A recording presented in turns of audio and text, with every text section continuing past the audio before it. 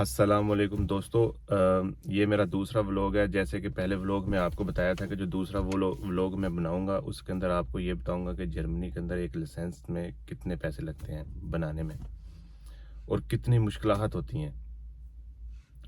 पहले नंबर पे तो बिल्कुल ऐसे ही है कि आप जर्मनी के अंदर जो लाइसेंस करते हैं ना, उस लाइसेंस जितने पैसे इधर लाइसेंस में लगाते हैं उतने पैसों में पाकिस्तान एक आप अच्छी गाड़ी ले सकते हैं।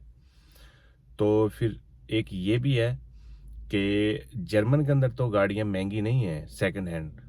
जो नई गाड़ियाँ हैं वो तो महंगी हैं इधर भी, पाकिस्तान से सस्ती हैं। और आप ये हिसाब लगा लो कि जब आप लाइसेंस स्टार्ट करते हो, लाइसेंस के लिए सबसे पहले आपको आंखों का टेस्ट आपके पास होना ज़रूरी है। क्योंकि आपकी आंखों का टेस्ट ये इसलिए करते हैं कि आपकी आंखें सही दूर तक देख सकती हैं, या आपकी आंखें तकरीबन 85-90% आपकी नज़र होनी चाहिए।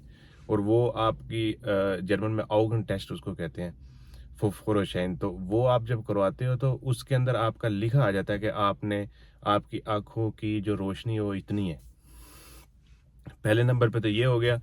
और फिर दूसरे नंबर पे आपको एस्टे हेल्फे करना पड़ता है। एस्टे हेल्फे क्या होता है जर्मन में? जो एस्टे हेल्फे कहते हैं, जो एम्बुलेंस चलाने वाले लोग होते हैं जिनके पास वो छोटा सा एक कोर्स होता है, उसके बारे में बताया जाता है कि आपका एक्सीडेंट हो जाता है तो आपने दूसरे को कैसे बचाना है, आपने बचना कैसे है, या आपको मेडिसिन दूसरे को कितने कैसे देनी है। हर गाड़ी के अंदर ये एक पैकेट भी होता है जो मेडिसिन, जिसको एस्टे हेल्फे कहते हैं। तो फिर उसके बाद जाके आपको इजाज़त लेनी पड़ती है आउसलैंडर बेहोड़े से। आउसलैंडर बेहोड़े किसको कहते हैं? आउसलैंडर बेहोड़े जर्मन में उसको कहते हैं जो पाकिस्तान में नादरा दफ्तर होता है। तो उधर हर जगह के ऊपर ना ये स्टेले बने होते हैं। लाइसेंस वाला अलग अलहदा बना होता है, जिधर से आपने आईडी कार्ड लेना है वो अलहदा बना होता है। तो वो जर्मन में उसको सारे को आउसलैंडर बेहोड़े कहते हैं। तो उधर से आपको एक परमिशन लेनी है। उस परमिशन को लेके फिर आपने जाना है उधर, क्या उसे कहते हैं, ड्राइविंग लाइसेंस वाली जगह पे उनको जमा कराना। फिर उन्होंने वो पास करके आपको देना कि ये पेपर उधर आउसलैंडर बेहोड़े में जमा करा दो, यानी नादरे दफ्तर में। तो उधर से आपको एक परमिशन मिलती है कि आप कर सकते हैं। फिर आप लाइसेंस स्टार्ट करते हो। जब आउसलैंडर बेहोड़े में आपको फ़ीस देनी पड़ती है, तकरीबन 75 से लेके 100 यूरो तक आपको फ़ीस देनी है। फिर उसके बाद आपने लाइसेंस स्टार्ट करना है। तो फिर आपको एक तरमीम देते हैं, उसके ऊपर आप जाते हो तो उधर से आपको ना एक वो ऐप दे देते हैं, उसके अंदर सवाल होते हैं, वो आपने सीखने हैं। जब आप तकरीबन 60% के ऊपर चले जाते हो ना, कि आपने वो जो सवाल है वो आपने सीख लिए, आपको पता चल गया कि कैसे गाड़ी चलानी है क्या। फिर उसके बाद आपकी क्लासें स्टार्ट हो जाती हैं। तो इधर 14 क्लासें होती हैं। 14 क्लासें आपने लेनी है। उसके बाद फिर आपको पास एक टेस्ट लेंगे कि आप इसको पास कर सकते हो। वो तकरीबन 1500 सवाल होते हैं। 1500 सवालों के अंदर से आपने 30 सवाल आपको आते हैं।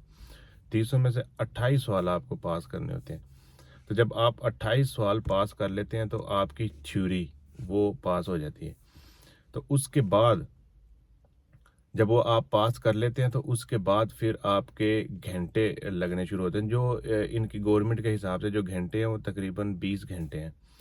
तो जब आप जब वो आपसे ड्राइवरी करवाते हैं और ड्राइवरी के अंदर आप ड्राइवरी नहीं कर पाते तो फिर वो आपसे ज़्यादा घंटे भी लगवाते हैं, और पर आवर जो सा 100 यूरो का होता है।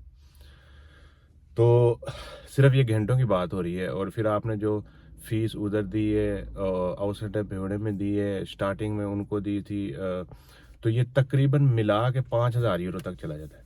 और 5,000 यूरो इस वक्त मेरे ख्याल में 17 से 18 लाख रुपया बनता है। 17 से 18 लाख रुपया ये बनता है। तो आप ये हिसाब लगा लो, इतने में पाकिस्तान में गाड़ी आ जाती है।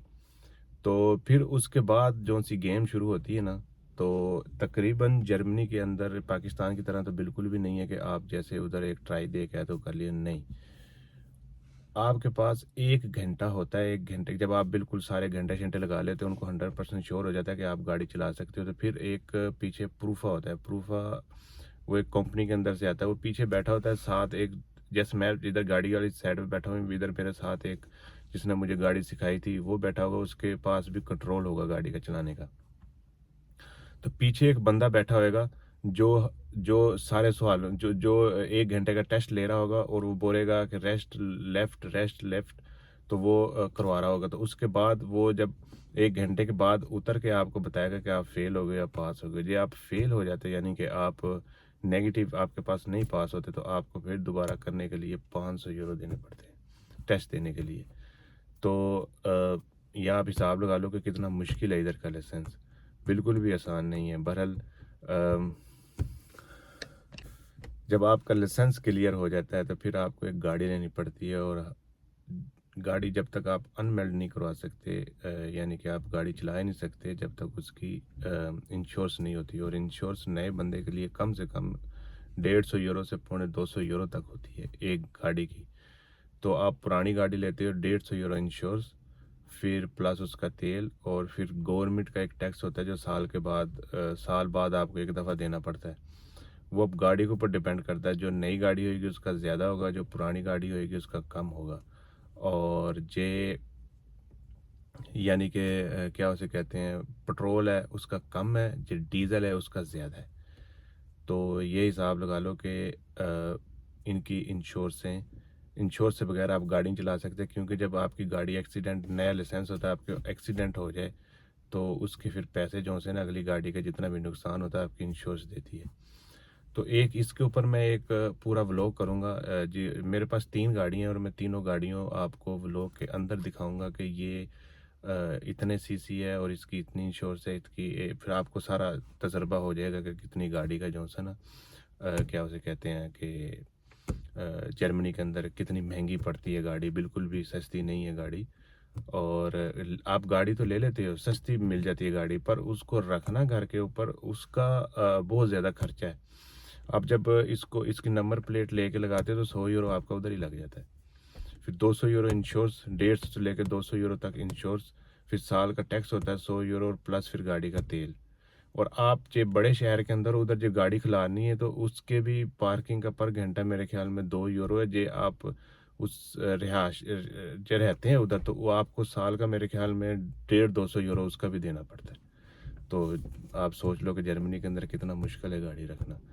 तो हर बंदे ने तकरीबन रखी, और ये हर इंसान की ज़रूरत है और लोग रखते हैं। अब यही हिसाब लगाओ कि ये जर्मन लोग कितना टैक्स लेते हैं लोगों के पास से। अभी तो मैं एक व्लॉग आपको तेल के ऊपर भी करके दिखाऊंगा कि तेल की प्राइस कितनी बढ़ चुकी है इधर।